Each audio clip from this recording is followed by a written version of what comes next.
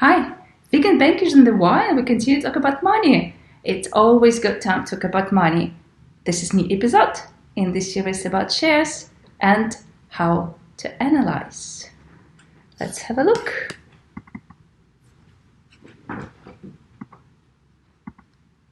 There's a presentation here. Perfect. So we continue to talk about the ratios. Some key ratios to understand when you're making the choice where to invest. We talk about the price per earnings, PE. You definitely will find the link to this video in the comments. We'll talk about the EPS, earnings per share, and you also will find the link to this video. And now we're talking about the dynamic one, PG, price to earnings to growth. So this is where we combine actually the price per earnings with some forecast.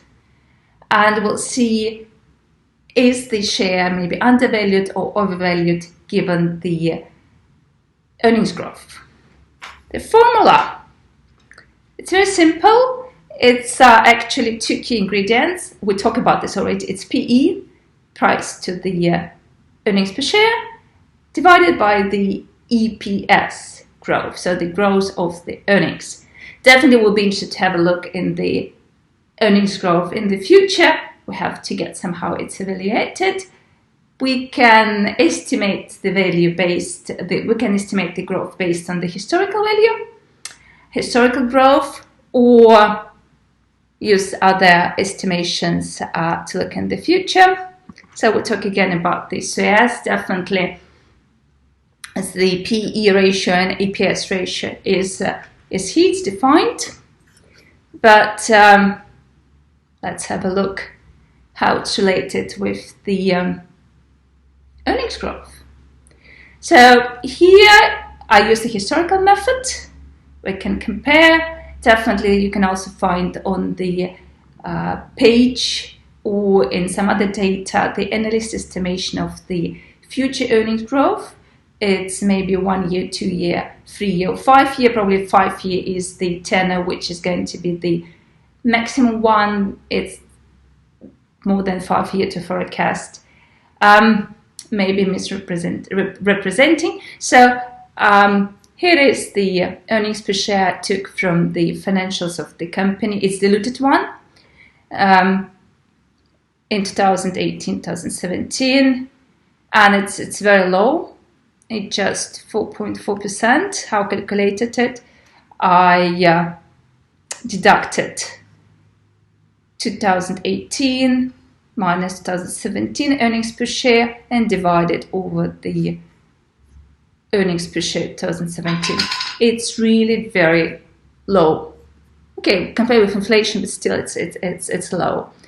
And probably it's also reflected in the price. You see, the price went down from the 14.71 euro per share to 11.52 in 2018. So, and we see the PE is also went down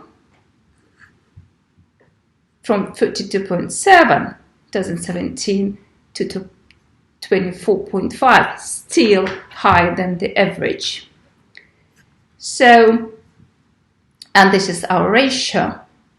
It's the price per earnings, 24.5, divided by the growth. We estimate that the growth is going to be the same in 2019 as it was before. We come into 5.6.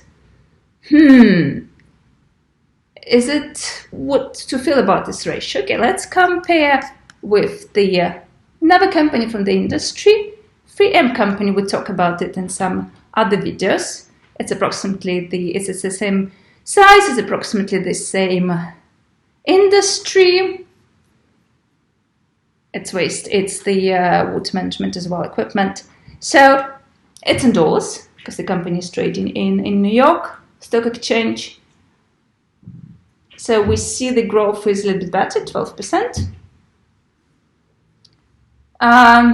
But still the price went down.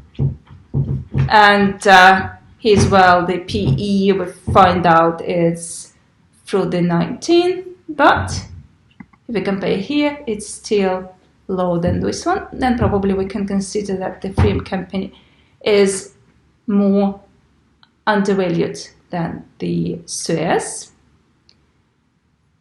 What is the ratio?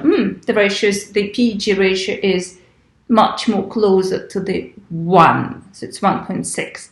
So actually the investor believe that the PE should be equal to the expected growth of the earnings, and the feeling, the intuition is that probably 1 is a good ratio. If it's below 1, then the company may be considered undervalued. Is interesting candidate to consider, but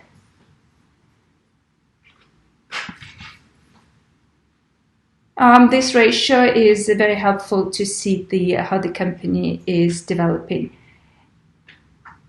in the terms of the earnings growth. So here it is, we use the historical one, which sometimes you can find as a trailing EPS growth, or the forward EPS growth. And definitely because the EPS growth is, especially in the future, may be estimated based on the different assumptions. So it may be different from different calculations. But generally, it may give the better picture to find the interesting ideas for investment into the shares. If you like my video and you find this interesting, your like will be highly appreciated.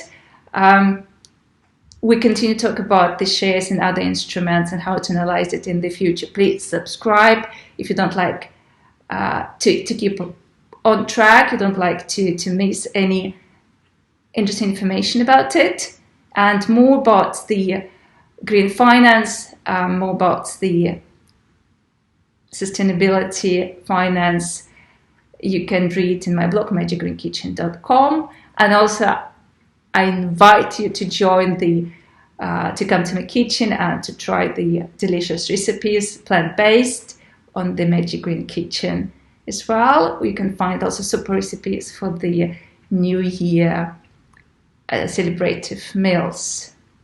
And we'll continue. See you next year, and I wish you happy and prosperous 2020. And we continue to talk about money.